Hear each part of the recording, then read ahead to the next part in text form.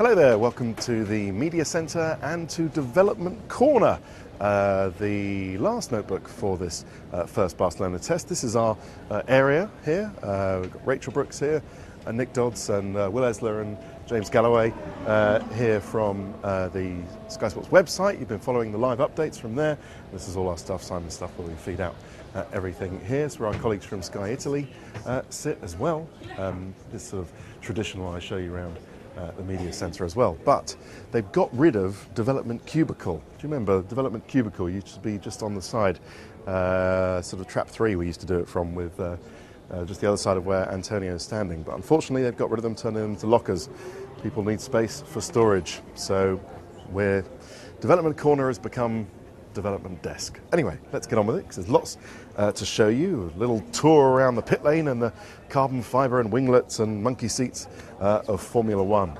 So, haven't seen many changes to the world champions, Mercedes, but we have a comparison on the rear wing for you here between Jerez and Barcelona. That at least has changed. You can see gone are the 2014 rear wing with the dual rear wing support, the pillars here, and the rear wing main plane that sort of went down in a double dip in the middle here. You can see that's gone. The monkey seats changed not too much, and instead we've got this single dip, a more traditional kind of rear wing upper flap.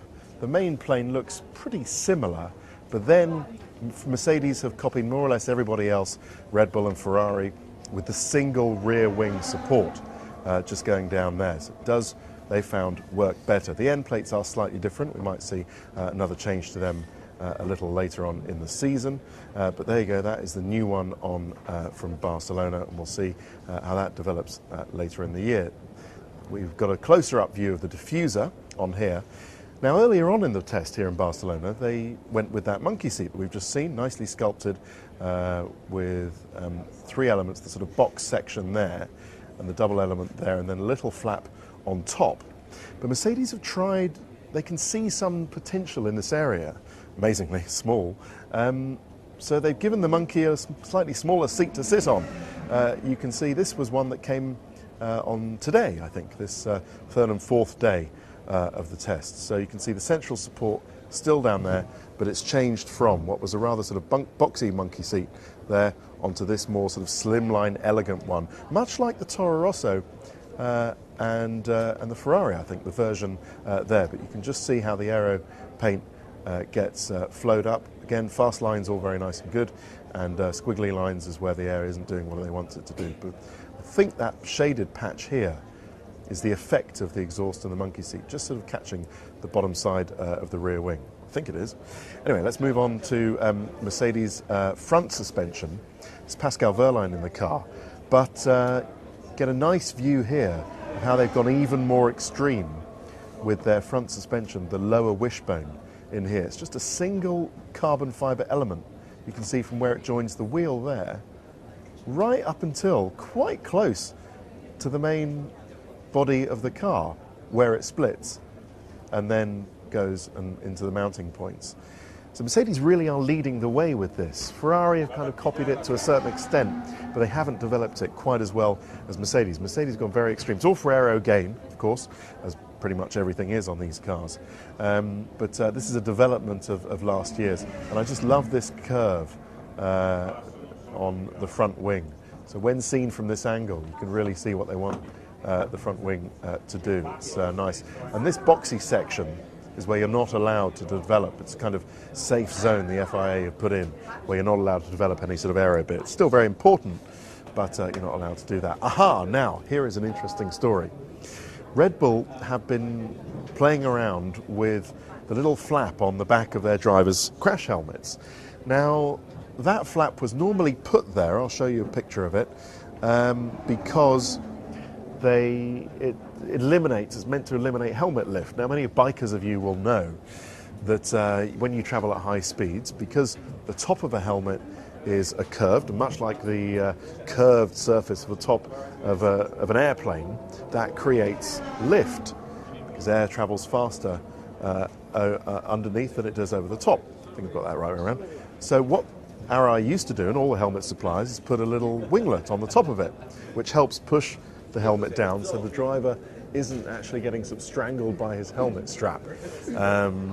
But Red Bull found that that little winglet was interfering with the airflow to a little radiator inlet underneath the airbox, and they wanted to get rid of it. Only problem is, does it create helmet lift? And apparently it doesn't. Apparently it's all okay. The drivers are saying it's not too bad. I asked Fiat about it yesterday. He said it's not exactly strangling me. I can still feel some helmet lift, but it's not too bad. Okay, so hopefully Adrian Newey has got his cake and is eating it, in that he can direct air where he wants to over the top of the helmet and then into that radiator inlet, but not strangle and asphyxiate his driver. So it looks like the compromise is just about right, and they ran some aero paint over that area of the helmet just to prove that you can just see there that the air is going into that air inlet, which is just about there, rather than anywhere else and being spoiled. This photo was from Toby Gruner from AM US, so thanks to him for that. All the rest of the photos, of course, as usual, thanks to Mark Sutton and Patrick from Sutton Images, so thanks very much to them. Yeah, so here you can see it doesn't actually have that's the air inlet that I'm talking about right here, and the flap from the top of Ricciardo and Fiat's helmet has gone, so you won't see that. That was Vettel's helmet from last year.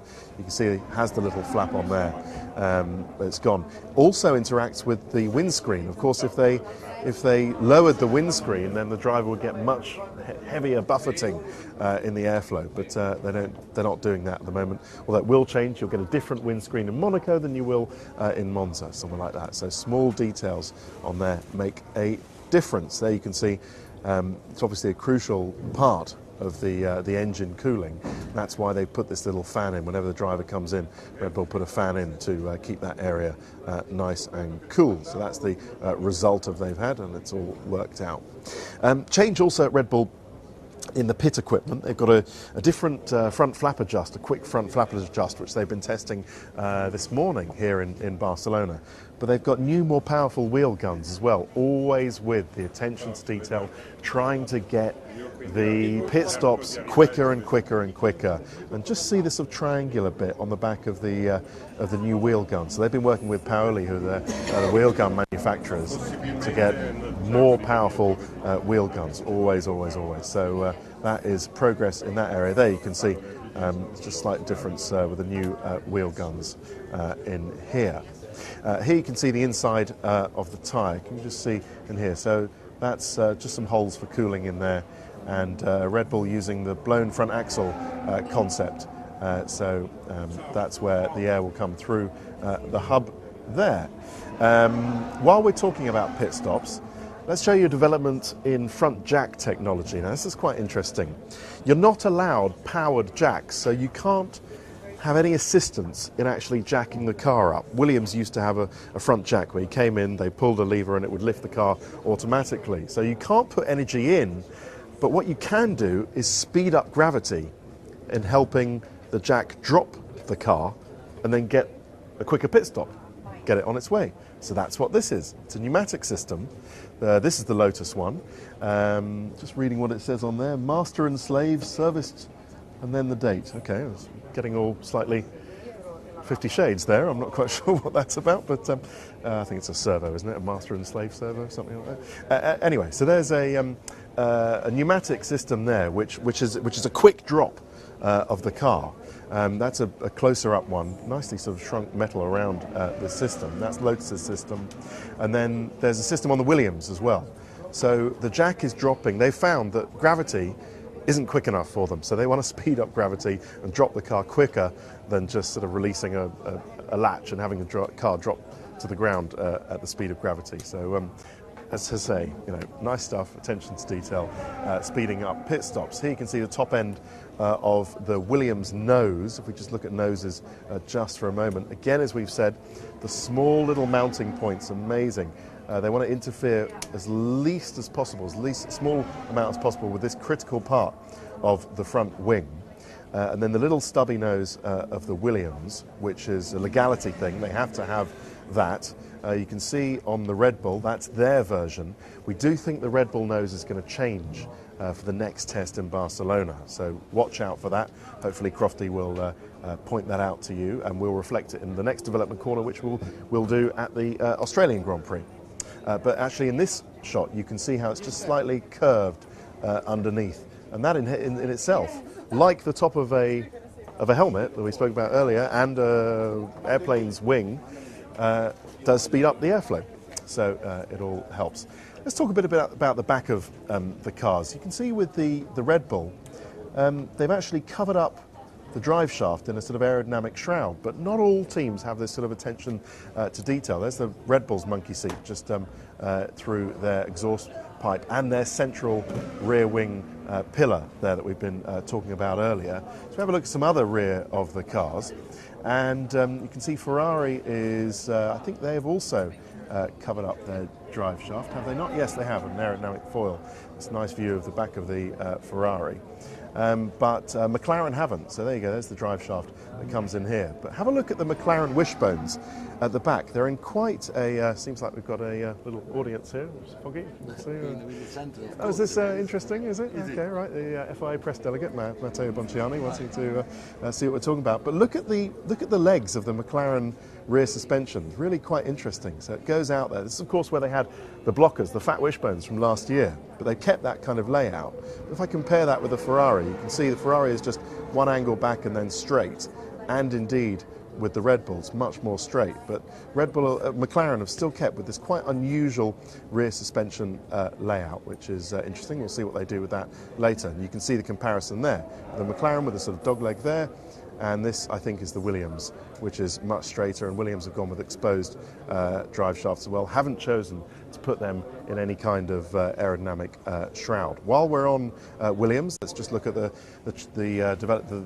back of their car. Isn't much development to the Williams at this test. More things are going to come for the next test, but they've gone with a different kind of air exit, more with this curved concept. They've had a few years now, not with the sort of twin air exits that maybe the Mercedes, other Mercedes-powered cars and the McLaren have at the moment. So that's the Williams. Now, do you remember with this team radio banning, something else that the FIA thought was interesting they needed to do, or someone wasn't keen on it anyway? So this team radio ban still seems to be sort of halfway in place. We think it's more or less as Abu Dhabi, that you're not allowed to coach to coach the driver on the team radio, but you are allowed to tell them about things that are about to blow up for safety reasons. I think that's more or less the situation that we are in at the moment. But in case the good old FIA change their mind again, every team now has gone with the full screen LCD system, because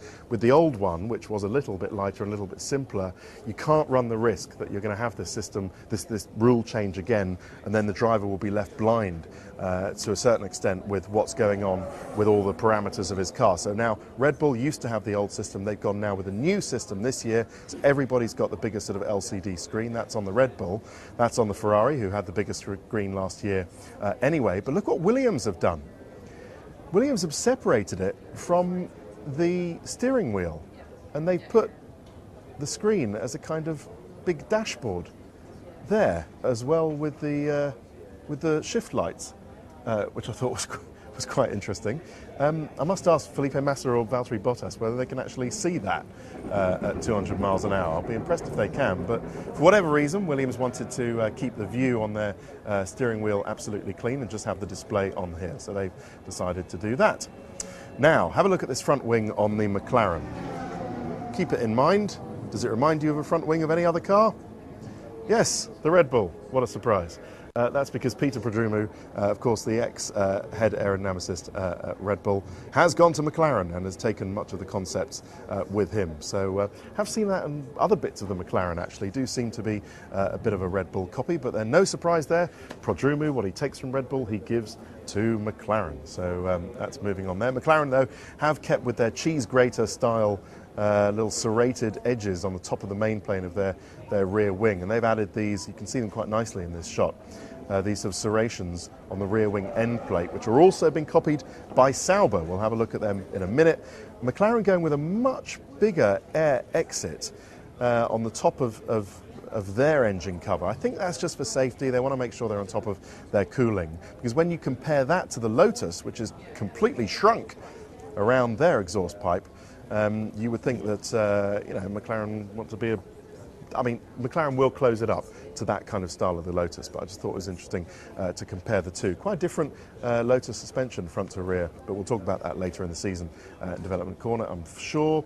You compare that to the rear of the Ferrari, of course. They were trying to measure airflow, just monitor the airflow around the rear tyre, that crucial area of the diffuser and this little gap between the rear wing end plate and the rear tyre. But they've also gone with that simplified monkey seat, much like the Mercedes. Do you remember we told you at the top? The Mercedes have actually sort of copied the Ferrari style of monkey seat there. This is interesting. This looks like a sort of mini plank underneath the front wing end plate of the Lotus. Now, of course, there's the plank, there's the legality plank under the main part of the car with a stepped bottom, as is required by the rules. But we know how front wings are flexy these days, but blimey, this is taking it to a bit of an extreme, isn't it? Putting a plank under the front end plate. I don't think it is for that. I don't know what it is, but maybe there was some rubbing going on and the front wing end plates just sort of rubbing along on the ground. But anyway, it's an interesting that. I'll find out exactly what that is before Melbourne. Checo Perez moving to Force India. They haven't got a new car, so I thought I might as well tell you about what's going on. He's been trying out the Schubert helmet. It was unmarked, but he seemed not to particularly like it for some reason, then went back to the Arai. I think that's the Arai for the next day's running. But he might go back to the Schubert if he has a good deal with them. And because there's nothing new on the car, I thought I'd show you Nico Hülkenberg's new haircut. And doesn't that look fetching, ladies? Toro Rosso, there's not much new on that as well. They will have an upgrade for Melbourne, actually. It might be ready for the last test next week, but I'm not sure if it is. But so that's pretty much the same Toro Rosso as we've seen at the previous test. But Sauber do have a new rear end. So this was Jerez. We've done the comparison again. This was Jerez. You can have a look at that. And then the rear wing end plates. Just focus on the rear wing end plates. Why not? That is Jerez, and then that is Barcelona, copying the rear wing end plates of the McLaren. I say copying, but of course they all run in wind tunnels, so they all kind of come to the same conclusions a lot of the time. But you can see they've opened up a little bit of the cooling, a bit more of a demanding track cooling-wise, Barcelona, than Jerez, but that will change according to the hot races or cool races we go to throughout the season. There you go, there's a better view of the strakes on the end plate and the new engine cover on the Sauber. And just finally on the Sauber, they put a sort of yellow stripe around the front of it. Does this car remind you of anything? Well, if you're me, or if you're like me and you've got a long memory, it reminds me of Mark Webber's Formula Ford with the Duckham's livery. Well, I thought it did a bit anyway. That is it for Development Corner. There'll be more in Melbourne. As I say, Crofty is here next week, but we've done plenty of time already, so we'll take a break here. Join us in part 2 of The Notebook, and we will round up everybody's day here on the final day of testing at the second test of the season, the first Barcelona test.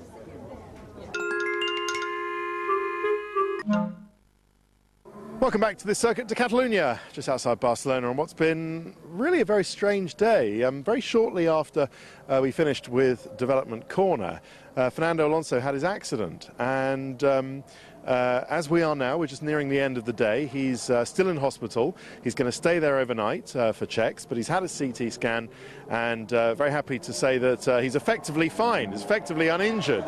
They just want to keep him overnight, as inevitably they do, for checks. McLaren didn't run the car with Jenson Button after that, so we still have no word on what caused the crash.